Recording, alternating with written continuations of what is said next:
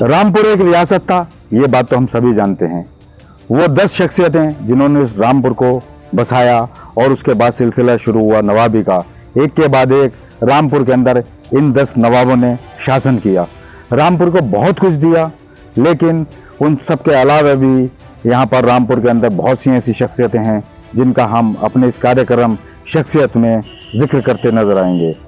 फिलहाल हमारी पहुंच उन शहर की उन गलियों में रहने वाले और मोहल्लों में रहने वाले और गांव देहातों में रहने वाले उन शख्सियतों पर होगी जिन्होंने रामपुर की रियासत के दौरान और उसके बाद भी कुछ ना कुछ रामपुर को दिया है। शख्सियत में हम जिक्र करने वाले हैं एक ऐसी महिला संत की जिनकी वजह से नवाब रामपुर को भी अपने किले की दीवार टेढ़ी करनी पड़ी थी। सरजमीन हिंदुस्तान में संतों का, साधु महात्माओं का और अन्य हस्तियों का हमेशा से सम्मान होता रहा है। ये मीराबाई की, ये तुलसीदास की, ये कबीरदास की, ये बाबा फरीद की, ये ख्वाजा शेख मोइनुद्दीन चिश्ती की, ये गुरु नानक देव जी की सरजमी है।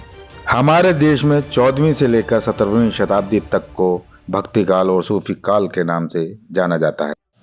इसी दौर में मीराबाई भगवान कृष्ण की भक्ति में लीन रही। सूरदास ने दोहे और चौपाई लिखी। गुरु नानक देव जी ने देश भर में ज्ञान का प्रकाश फैलाया। कबीरदास जी ने आडंबर के खिलाफ आवाज उठाई। तुलसीदास जी ने रामचरितमानस लिखी। अब्दुल रहीम खान खाना ने अपनी भक्ति को प्रदर्शित किया। उनसे पहले ख्वाजा शेख मोइनुद्दीन चिश्ती ने दीन की समझ सिखाई। इसी तरह से एकता और भाईचारे की मिसाल बाबा फरीद ने पेश की। जिस तरह से देश भर में महापुरुष और संत बसे हैं, ठीक उसी तरह से उत्तर प्रदेश के जनपद रामपुर में भी कुछ पीर वलियों का साया आज भी मौजूद है। रामपुर देश के उन चुनिंदा शहरों में से एक है जहां पर लंबे समय तक नवाबों की हुकूमत रही है और यहीं से दूर इलाके तक राजकाज चलता रहा है। फिलहाल हम बात कर रहे हैं नवाबी दौर और 1899 की।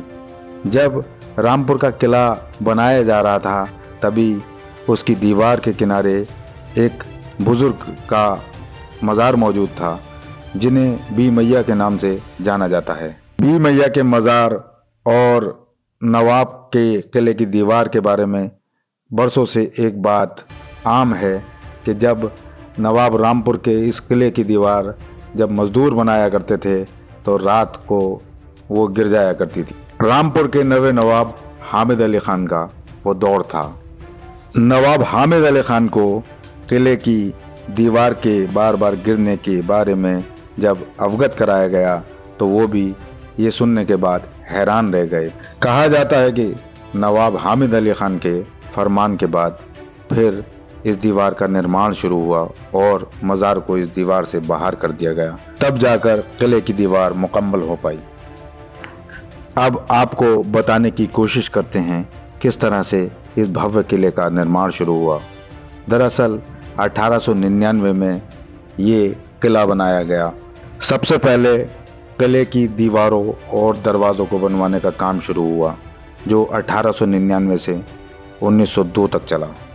किले की मोटी मोटी दीवारों के ऊपर एक चौड़ी पट्टी दी गई ताकि दुश्मन के कभी भी हमला होने की स्थिति में किले का बचाव किया जा सके और इसमें रहने वाले लोगों की हिफाजत की जाए।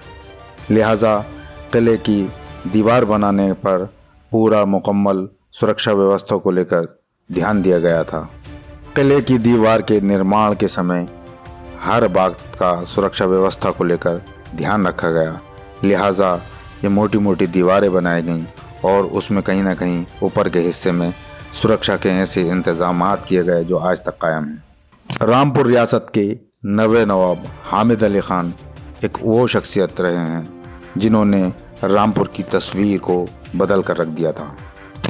अब बात करते हैं रामपुर के किले की उस टेढ़ी दीवार को जो बी अम्मा के मज़ार के चलते टेढ़ी हुई थी, जो आज तक कायम है।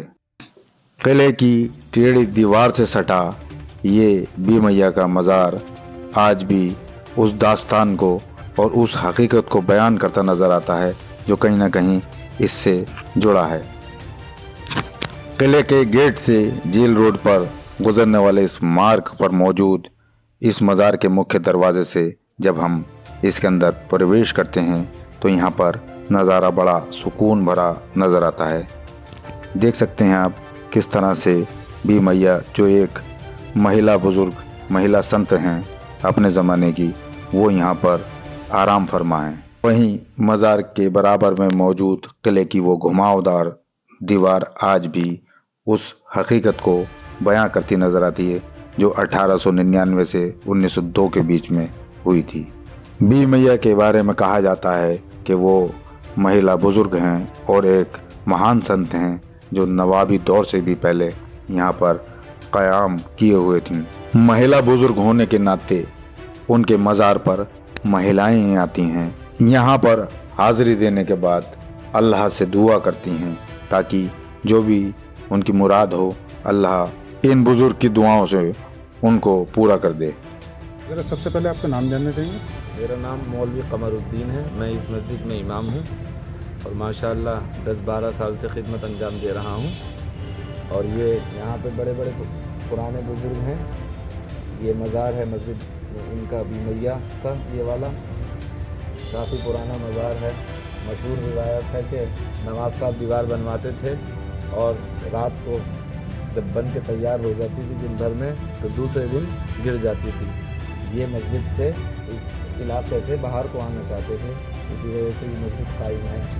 यहाँ पर मदरसा भी है और माशाल्लाह। तो फिर क्या हुआ जब दीवार हो जाती थी तो फिर गिर जाती थी? ये हो जाता था कि मामला कि बुज़ुर्ग जो थे वो उस चीज़ को कायम नहीं होने देते थे, बनने नहीं देते थे। वो ये चाहते थे कि हमें ये हिस्सा चाहिए, ये इलाका चाहिए। तो फिर नवाब साहब ने ये करा कि इस दीवार को सीधा लेने के बजाय टेढ़ा लेके जाए इस तरफ से। ये दीवार इस तरफ से आती तो इस तरफ से पीछे से होकर आई, जिससे ये है कि ये मज़ार हुआ और ये मस्जिद कायम हुई। तो कितने साल पुराना किस्सा होगा ये? ये काफ़ी पुराना है, कम से कम 150 साल के आसपास है लगभग। तो अब लोग जो यहाँ पर आते हैं और भी बहुत पुराने बुजुर्ग हैं। ये भैया जो हैं ये एक बहुत बड़े बुजुर्ग थे, मलंग जैसे मलंग लोग होते हैं। और मशहूर है इनके बारे में कि यहाँ जिस औरत के औलाद नहीं हो रही है वो दुआ करती है अनके तो औलाद अल्लाह ताला अता फरमा देता है, या जिस औरत की शादी नहीं हो रही है तो वो यहाँ उनके हाज़िरी देती है या दुआ करती है तो अल्लाह ताला उसके लिए जो है अच्छे शौहर का इंतज़ाम कर देता है। ये मशहूर है यहाँ का मामला और ये अभी से नहीं बहुत पहले से ही चला आ रहा है। इसीलिए ये ख़वातीन औरतों का ही मज़ार है, मर्द नहीं आते यहाँ पे, ज़्यादातर औरतों का ही मज़ार है। तो आप जो हैं जो बुजुर्ग हैं वो क्या मलंग जो टाइप होते हैं, सूफी टाइप? जी सूफी, लेडी सूफी। जी जी जी जी सूफी लोग जो होते हैं।